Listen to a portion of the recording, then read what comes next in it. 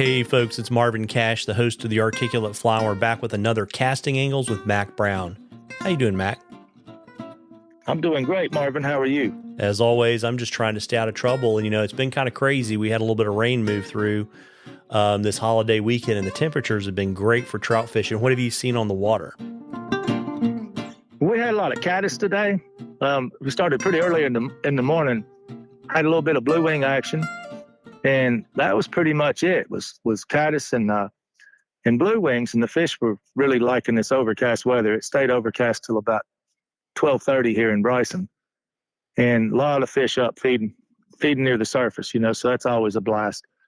And we didn't really get the rain. Like Easter here got a lot of rain, but we had just a trace of rain Saturday night, just enough to wet the driveway, but not really like accumulation and bring water levels up.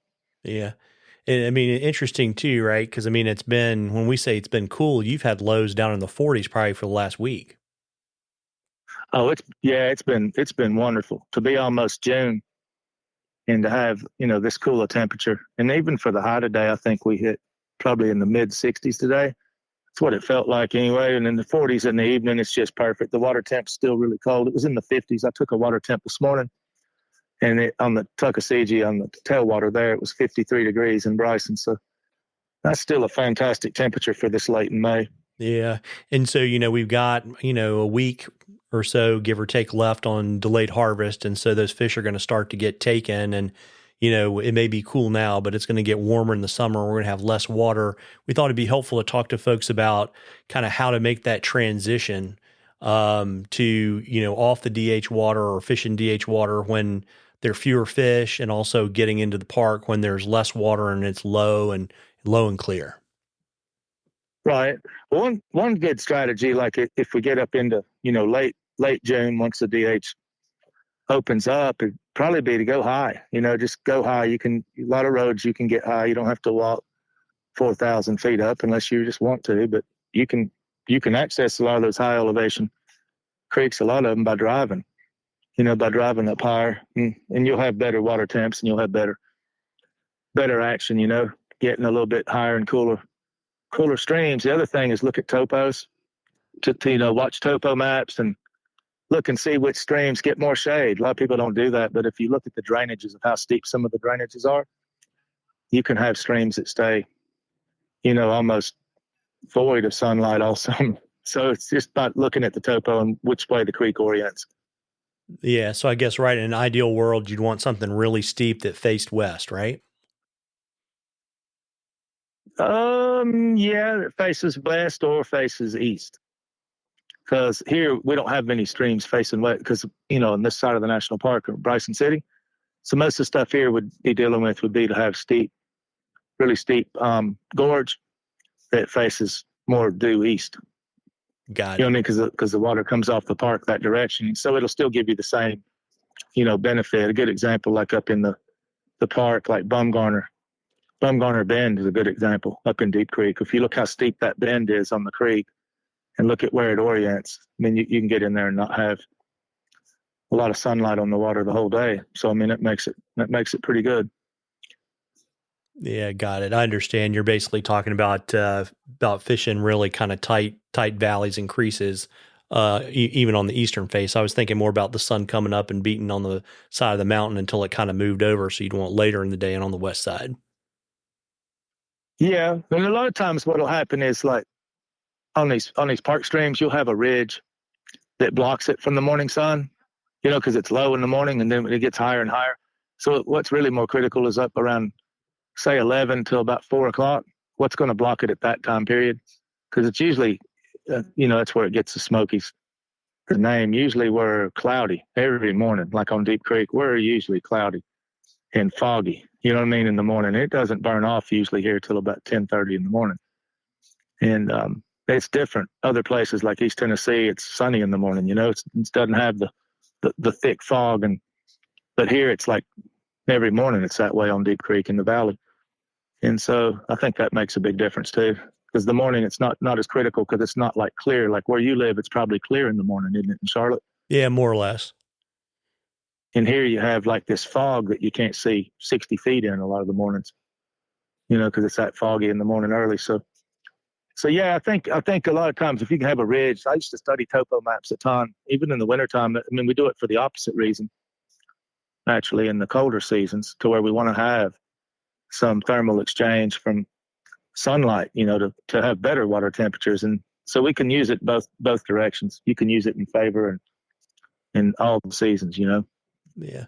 And so, yeah. And if we head high, right, those fish are going to still be pretty opportunistic because they don't get a lot of opportunities to see the dinner bell, getting shaken around. But you probably are going to at some point need to go longer and lighter on your leaders, right? Yeah. And probably a lot of surface. I mean, I mainly, when I go up high, I really throw dry flies pretty much exclusively still. If I go up high, I don't really find any need to try to wet fly or net fish up high because they're so opportunistic. You take a couple of plain common, take the two most common dry flies in the universe, will be a parachute and L. caricatus, and you can do all kinds of damage with just those two patterns. Yeah. It's not, I wouldn't overthink the dry fly. Literally, if you want to narrow it to one, just say take an L. caricatus. Yeah. And then if you wanted to make it a little more complicated, do yellow and orange. Oh yeah, you want to be like diverse, But yeah, I mean, we throw a lot of yellow elk hairs this time of year just because of the Isoperla stones, the little yellow sallies, and there's still a lot of things that are yellow up in June, so yellow's a really good color throughout June and July. That's a fantastic coloration. Yeah. And so if we come back down the mountain and we're talking about fish in the tuck, I mean, we've talked about this before, that river is big enough that, it's not like some smaller pieces of DH water where the first weekend people are going to clean it out pretty well. So they're going to be fish there kind of throughout the summer. And, one way you beat the heat, right, is you fish early and you fish late. But what are some other tips for folks? Also rain in the summer months when it gets hotter. The rain actually has a huge thermal exchange to cool it down quick. So I fish a lot. If we get an afternoon rain, boom, hit the water during the rain. And even right after the rain, it's going to bump it up several degrees. And make it cooler. And then you'll find activity jump every time with a rain shower when it's getting hot. But yeah, the tuck's going to get, main thing that'll trigger the tuck to where it's time to no longer be out there. It's once you start seeing the water temps hit around 67, 68, it's time to go somewhere else. It's going to be slow. You're not going to have, even if it's all the regulations, anything goes kind of thing, it's still not going to be well. It's not going to do well after it's about 67, 68. It's not worth it. Yeah. Any point for folks to kind of try to fish the cool pulses of water when they get released? Because you'll get to that time of the year where the cold water is going to be whatever Duke Energy is releasing on the tuck. Yeah, that would be more significant, like where the East and West Fork come together, which is about, from Bryson, about 25 miles upstream. And that's where that would really pay off. But I don't think that really helps that much this far away, like this down, we're really downstream from where the East and West Fork come together. And it's not like the Nantahala type temperatures, it's not like in the low 50s, upper 40s. And by the time it gets 5, 10 miles, 15 miles downstream, it really doesn't matter then because it's already warmed up like everything else. So I don't think that helps us that much in Bryson because we're so far downstream, but I think it helps immensely above the, campus there at WCU. Yeah, got it. And, folks, we love questions on the articulate fly. If there's something you want Mac and I to talk about, just shoot us an email or DM us on social media. And I know, Mac, that you don't have any, well, you got weekend schools, I guess, skill schools during the summer, but you don't have week-long schools until the fall. If someone wanted to get information on your summer schools or book you for a day on the water, where should they go find you?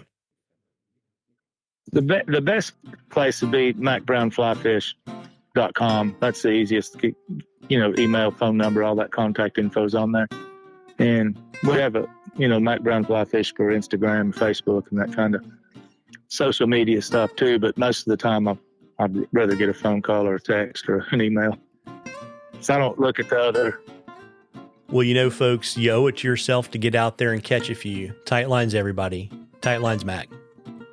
Tight lines, Marvin.